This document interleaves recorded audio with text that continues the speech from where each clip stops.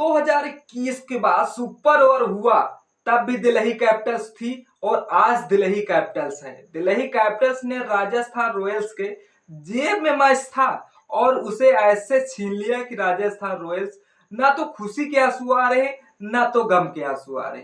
मतलब भाई साहब इतना बोरिंग मैच, संदीप शर्मा से फिकाए ओवर, तो हमें समझ में नहीं आई स्ट्रेटजी राजस्थान रॉयल्स। हाँ, मैं मानता हूँ राहुल द्रविड़ जो कि T20 वर्ल्ड कप के विजेता कोच रहे हैं, लेकिन उनको एक बार एनालाइज करना चाहिए। भाई साहब, तुम्हारे पास जोफ्रा आर्चर बैठे हुए हैं और जोफ्रा आर्चर को ऐसा ना गेंद फेंकवा कर शायद उनको दिखाने के लिए अपनी टीम में शामिल किया। हाँ, राजस्थान रॉयल्स कहीं तो गलतियां चूकी हैं, भले दिल्ली कैपिटल्स ने आज बहुत सारी कैचे छोड़ी।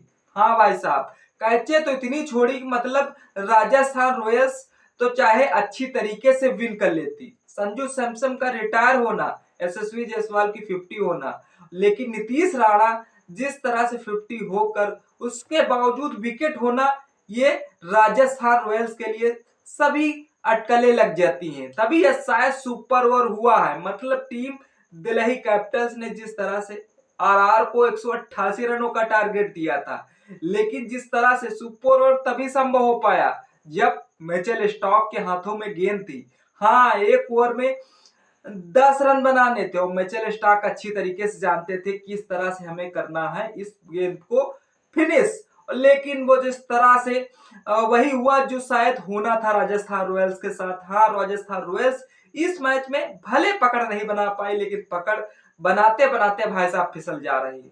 मतलब यह पूरा पक्ष या पूरा मैच का एनालाइज करें तो पूरा पक्ष राजस्थान रॉयल्स का था, क्योंकि जिस तरह से सुपर ओवर में राजस्थान रॉयल्स ने भाई साहब 11 रन का टारगेट यानी कि 12 रन दिल्ली कैपिटल्स को बनाना था। अब दिल्ली कैपिटल का डिसीजन एक तरफ तो जा रहा था स्टम्बस को उतारना और उसके बावजूद आशुतोष शर्मा को उतारना, लेकिन जिस तरह से सुपर ओवर के नियम हर बार चेंज होते हुए नजर आते हैं। अब की बार ऐसा हुआ कि 3 ही प्लेयर खेल सकेंगे, उसके बाद तुम्हारी टीम ऑल आउट हो जाएगी। वैसा ही हुआ सुपर ओवर के साथ, क्योंकि जिस तरह से सुपर ओवर में जिस दिल्ली कैपिटल्स ने केएल राहुल और जिस तरह से स्टम्बस को उतारा, उसके बावजूद आशुतोष शर्मा को जिस तरह से रखा अपने टीम में, लेकिन दिल्ली कैपिटल्स को इस मैच में पकड़ बनानी थी, क्योंकि दिल्ली कैपिटल्स यहीं से इस मुकाबले को 12 रन 2 गेंदें शेष रख दी, उसके बावजूद 4 गेंदे में यह मैच फिनिश कर दिया। संदीप शर्मा मतलब ऐसे 60 पिच गेंदे डाल रहे थे मानो कि यार्कर मारने की बजाय, उसके बावजूद भाई साहब ऐसा 60 पिच पे राहुल बाउंड्री लगा दिए, तो तभी जिस तरह से दिल्ली कैपिटल भाई साहब विन हो जाती है।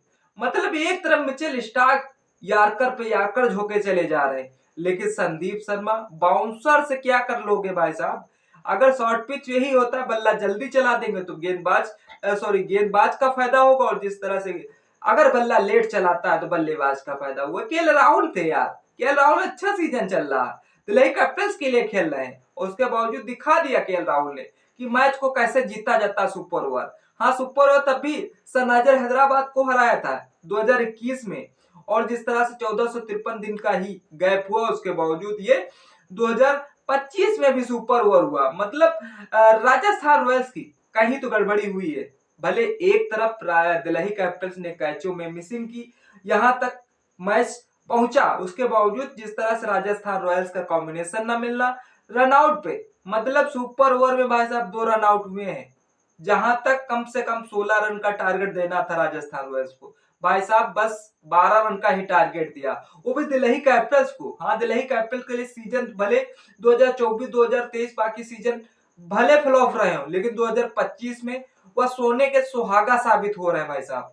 उसके बावजूद सुपर ओवर ऐसे हुआ 20वीं ओवर में 9 रन डिफेंड करते हुए मैच टाई करना पड़ा। देखने वाली बात है कि टाई होने के बावजूद असली वजह मिचेल स्टार्क है भाई साहब, यार्कर पे यार्कर मार रहे थे, उसके बावजूद यार्कर मारने की वजह यही हुई कि भाई साहब दिल्ली के पक्ष में यह मुकाबला जाना था, और दिल्ली के पक्ष में जाए क्यों ना, क्योंकि दिल्ली कैपिटल्स के बल्लेबाज बेहतर खेल रहे थे। वो चाहे सुपर ओवर ले लो चाहे मैच खेल लो, और जिस तरह से मैच में भाई साहब इतनी कैसे मिसिंग हुई, वो शायद मिसिंग यादगार रहा। दिल्ली कैपिटल राजस्थान रॉयल्स को आईपीएल में 18वें सीजन के लिए पहले सुपर ओवर में हरा दिया है। हाँ, दिल्ली कैपिटल्स अरुण जेटली स्टेडियम में मुकाबला हो रही थी, नहीं जीतने देना चाहती थी किसी विपक्षी टीम को। मतलब हमारे घर में आओगे हराओगे, शायद ये अच्छा नहीं लगता दिल्ली कैपिटल्स की टीम को। हाँ, बाकी सीजन तो था, चलो दिल्ली कैपिटल्स बर्दाश्त कर लेती थी, लेकिन 2025 है, 2025 में दिल्ली कैपिटल्स की रणनीति कुछ अलग ही कारगर साबित हो रही है। हाँ, रिकी पॉन्टिंग भले कोच नहीं है, वो भले किंग इलेवन पंजाब की कमान संभाल लें, लेकिन दिल्ली कैपिटल्स को जिस हिसाब से अक्षर पटेल को कप्तानी सौंपी गई, अक्षर पटेल के सारे decision A to Z success होते चले जा रहे हैं। लेकिन अक्षर पटेल में वो दमखम है जो आने वाले समय में वो करके दिखाएंगे। लेकिन जिस तरह से दिल्ली कैपिटल्स ने 5 विकेट खोकर 188 रन बनाए थे, उसके बावजूद राजस्थान को 188 रन ही बना सकी। मिचेल स्टार्क ने 20 ओवर में सिमरन हेटमायर, ध्रुव जुरैल के खिलाफ 9 रन डिफेंड करते हुए मैच टाई कराया था। उसके बावजूद सिमरन हेटमायर लगातार खड़े रहते तो शायद इस मैच को फिनिश कर देते। मतलब इतना सिलो खोले तो शायद यह सुपर ओवर का नतीजा देखना पड़ा राजस्थान रॉयल्स। हाँ, शर्मिंदगी तो है, यस नो के चक्कर में राजस्थान रॉयल प्लेयर के आज जो हाथ से मुकाबला जीता गया है हाथ से, यह शायद पहली बार हुआ है, क्योंकि राजस्थान रॉयल्स अभी काफी बुरी दिक्कतों से झेल रहे। दिल्ली कैपिटल्स अगर मुकाबला हार जाती तो उससे भाई साहब कुछ ना फर्क पड़ता, लेकिन राजस्थान रॉयल्स अपनी जगह अगर सेमीफाइनल क्वालिफाई में पक्की करनी है तो अगर इस तरह से खेलोगे तो भाई साहब कहां जगह पक्की हो पाएगी। अब दिल्ली कैपिटल्स 5 मुकाबले, जिस तरह 6 मुकाबले खेले हैं, 6 मुकाबलों में 5 मुकाबले भाई साहब जीत गए हैं, एक मुकाबला हार चुकी है दिल्ली कैपिटल्स। लेकिन जिस तरह 10 पॉइंटों में नंबर 1 टीम पहुंच गई दिल्ली कैपिटल। लेकिन जिस तरह से यशस्वी जायसवाल ने दोनों 50 लगाई, कप्तान संजू सैमसन 31 बनाकर इस तरह से रिटायर हेड किए गए। जोफ्रा आर्चर ने 2 विकेट लिए दिल्ली से, अभिषेक पोरल 49 रन बनाए, कुलदीप यादव, अक्षर पटेल, मिचेल स्टार्क ने एक विकेट लिया। हाँ, एक बार जोफ्रा आर्चर को अगर गेंदबाजी कराई जाती तो शायद जो 11 रन थे वो शायद डिफेंड होने थे, लेकिन नहीं, जोफ्रा आर्चर पर भरोसा संजू सैमसन ने नहीं जताया। उसके बावजूद जिस तरह से विकेट कीपिंग ध्रुव जुरैल कर रहे थे, क्योंकि जिस तरह संजू सैमसन के पैर इंजर्ड की वजह से वह रिटायर हेड हो गए थे। अगर यही देखना था, यशस्वी जायसवाल की 51 रन देख लेते, क्योंकि 37 गेंदों में भाई साहब बनाए थे, वो सब बेकार हुए यशस्वी जायसवाल के। जिस तरह से 3 चौके 4 छक्के 137 के स्ट्राइक से खेले आज यशस्वी जायसवाल, आखिरी में सुपर ओवर में भाई साहब रन आउट हो जाते, और रन आउट हुए ना, क्योंकि जिस तरह से आज का मुकाबला बड़ा ही डिफरेंट होने वाला था, क्योंकि अभिषेक पोरल जो कि दिल्ली कैपिटल्स के लिए 37 गेंदों में 50 रन बनाए, किया राहुल ने 32 गेंदों में 38 रन बनाए, अक्षर पटेल 14 गेंदों में 34 रन।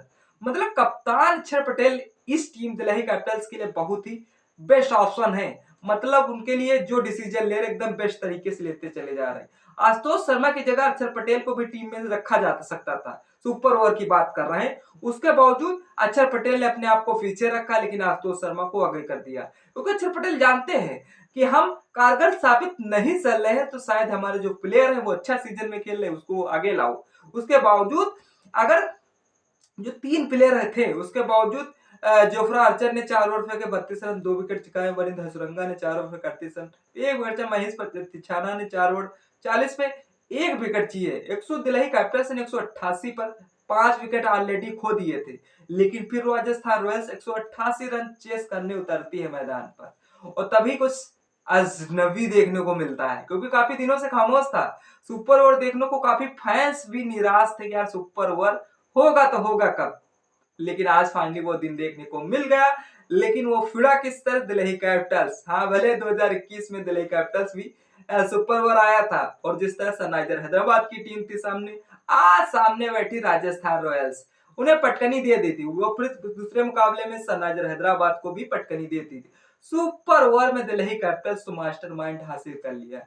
जिस तरह से रॉयल्स के नीतीश राणा ने 28 गेंदों में 51 रन बनाए, यशस्वी जायसवाल ने 37 गेंदों में 51 रन, संजू सैमसन 19 से 31, अक्षर पटेल ने 3 ओवर फेंके 1 विकेट चटका, कुलदीप यादव ने 4 ओवर फेंके 1 विकेट, मिचेल स्टार्क ने 4 ओवर फेंके 1 विकेट चटका। हाँ, मिचेल स्टार्क के अगर लावा गेंदबाजी करता तो शायद यह मैच कब का फिनिश हो जाता, और फिनिश भी हो जाना है, क्योंकि राजस्थान रॉयल्स पे जिस तरह से 11 रन 0.2 ओवर सुपर ओवर में खेला गया, उसके बावजूद सिमरन हेटमायर ने जिस तरह से 6 रन पे नाबाद रहे, और रियान पराग 2 पे 4 रन बनाए, तो राजस्थान रॉयल्स मिचेल स्टार्क जिस तरह से 11 नहीं दिए उसके बावजूद 5 पे अलाउड टीम हो जाती है भाई साहब। एक गेंद ऑलरेडी राजस्थान रॉयल्स श्योर रहती है, उसके बावजूद देखने वाली दिल्ली कैपिटल्स ने 13 रन बना दिए भाई साहब। सामने थे केएल राहुल जो कि नवाद खेल रहे थे, ट्रेंट स्टम्पस जो इस सीजन उनका बहुत बेहतर जा रहा है, उसके बावजूद संदीप शर्मा भाई साहब 4 ही गेंदे में 13 रन चेस करवा दिया। कौन जाए 2 गेंदों की वरता।